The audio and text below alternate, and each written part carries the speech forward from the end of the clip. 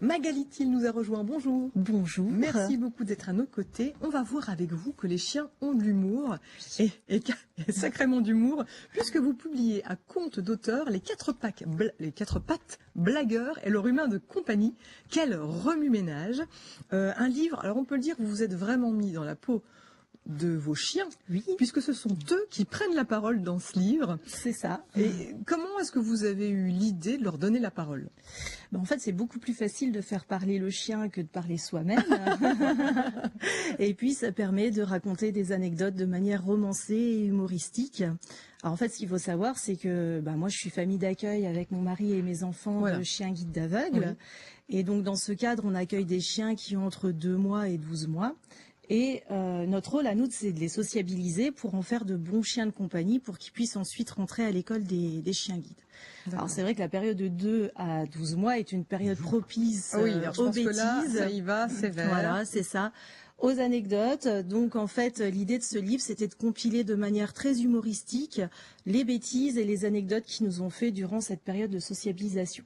Ça en fait un paquet, je crois qu'il y en a 125 répertoriés c'est ça, dans ce livre. Voilà, il y a 125 anecdotes répertoriées, il y a à peu près une douzaine de chiens évoqués dans le livre.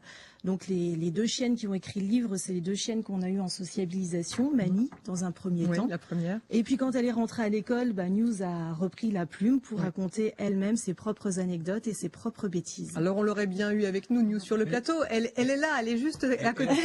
Mais il y a une caméra qui fait des petits travelling et qui lui plaît pas. Ça peut rentrer dans le livre.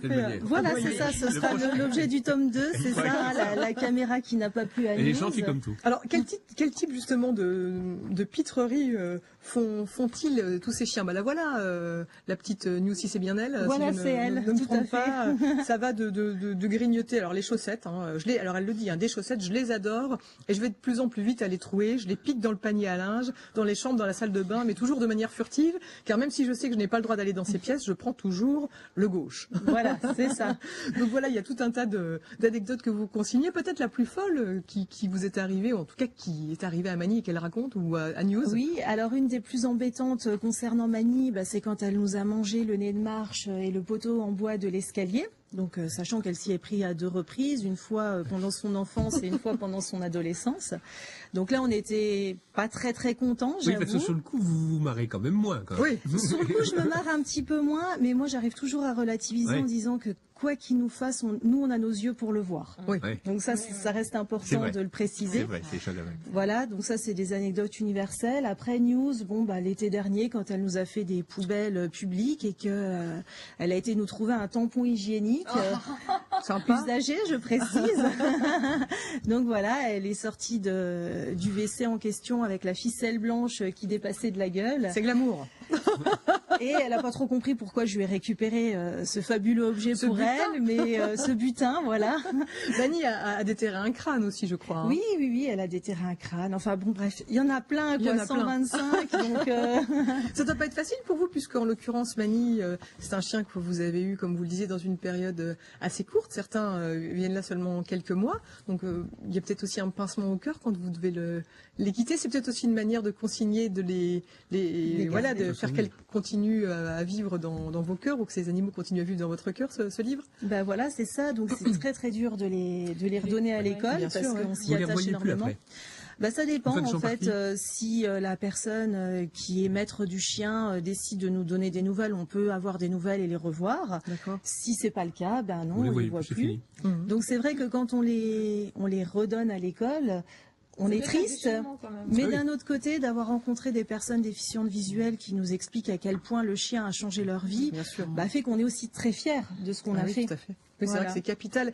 Et d'ailleurs, il se trouve que si les téléspectateurs craquent sur le livre, 1 euro sera reversé à l'association des chiens guides du Grand Est. Et si vous réussissez à récolter 1 000 euros, vous pourrez leur offrir un chiot. Voilà, donc on pourra leur offrir un chiot. C'est hyper important. Voilà, vous allez passer un bon moment, vous allez vous marrer avec toutes les blagues des chiens. Et puis après, c'est une bonne action qui sera faite. Donc, c'est ça. Vous en avez déjà vendu beaucoup ?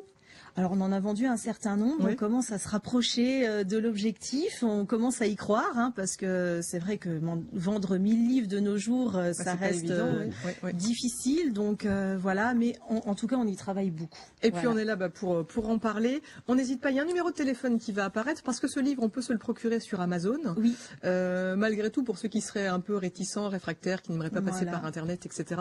Voilà, il y a votre numéro qui s'affiche. On vous passe un petit coup de téléphone et puis vous ferez la transaction et puis vous leur Exactement, en sorte qu'ils avec puissent grand en plaisir. procurer Ouais. un exemplaire. Il coûte combien?